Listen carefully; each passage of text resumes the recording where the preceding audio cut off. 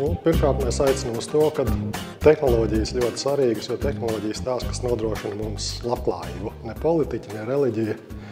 Un tehnoloģijām vajag enerģiju. Un līdz ar to, jo vairāk mēs gribam sev ieviest kādas vērtības, jo vairāk mums vajag enerģiju to izmantot.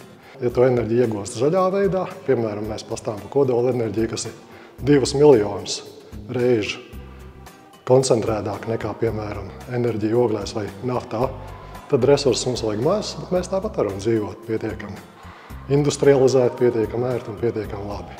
Kad mēs runājam par tieši elektrības ieguvu, Latvija jau tagad ir viena no zaļākajām valstīm, ne tikai Eiropā, visā pasaulē.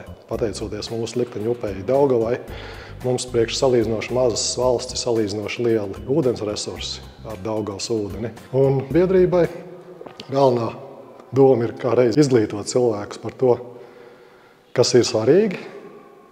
Un sāka tā biedrība strādāt ar to, ka mēs audzinājām mazus bērnus, jo mums pašiem bija mazi bērni. Bet tagad tie bērni ir paaugušies, un tā vietā, lai viņi taisītu kaut ko no Lego, viņi ir daži jau tik tālu izauguši, ka varētu taisīt arī būvēt kodolreaktorus. Un tāpēc mēs izglītojam arī šajā ziņā, lai tātad bērni aug, un mēs augam viņiem līdzi, lai varētu izglītot par tām tehnoloģijām, ko viņi spēja aptvert, ko spēja izveidot un, tā teikt, iznest tautas masās.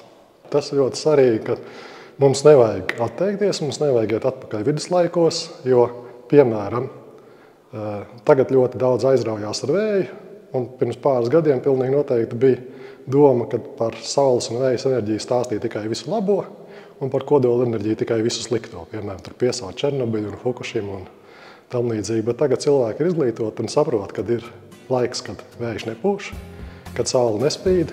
Patiesībā saule un vēja izmantoja mūsu senču senči. Tā kā mēs veļu izliekam žāvēties uz striķīša, mēs izmantojam tās pašas tehnoloģijas, kas ir vēja turbīnās. Mēs izmantojam to pašu enerģiju, kas vēja turbīnās. Un teikt, ka tas ir kaut kas jauns, mēs principā tām pašām viduslaiku vējsdzirnavām pieliekam klāt elektroģeneratoru. Mēs nemaļam graudus, bet mēs ražojam elektrību. Bet, tas nav būtiska izmaiņa.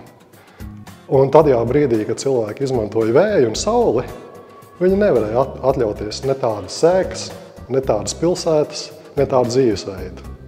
Tad labi dzīvoja tikai augstmaņi un karaļi, un pie tam arī vēl ne visi.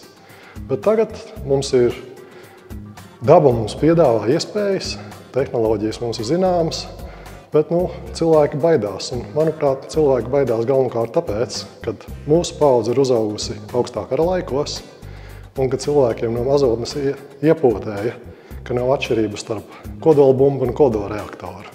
Tas apmēram tāpatās, kā angļu valodā saka, ka nav atšķirības starp šaujamieroci un uguni. Uguns ir ļoti bīstama, un visvairāk cilvēki patiesībā gājuši bojā, izmantojot uguni. Kodola enerģija ir uguns 2.0 versija. Un tagad arī tādi paši zaļie, kas saka, nē, tas ir ļoti bīstama un tam līdzīgi. Jebkura jaudīga lieta ir bīstama. Teiksim, ja tev nav daudz spēka, tad tu nevari neko daudz salauzt. Ja tev ir daudz spēka, tad tu vari daudz salauzt.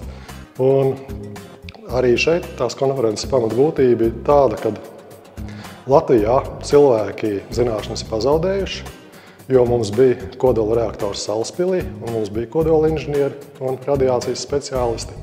Bet tagad mēs iestājamies Eiropas Savienībā, viens no lielu valstu ieinteresēto pušu viedokļiem bija tās, ka Latvijai jābūt kodola brīvai. Kodola brīva principā nozīmē tajā skaitā atteikties arī no kodola enerģijas, jo tieši tāpatās kā senos laikos netika šķuriet lieta par to, vai kodola enerģiju izmanto miera vajadzībām vai kara vajadzībām. Un tāpēc mums jāaudzina jauna paudze, kas saprot šo atšķirību un saprot, ka kā jebkuru tehnoloģiju var izmantot labos un ļaunos nolūkos. Piemēram, ir daudzas valstis, kurām ir kodola ieroči un nav kodola reaktoru. Un ir daudzas valstis, kurām ir kodola reaktori, bet nav kodola ieroči. Mēs, protams, Latvijā gribētu būt tajā otrajā kategorijā.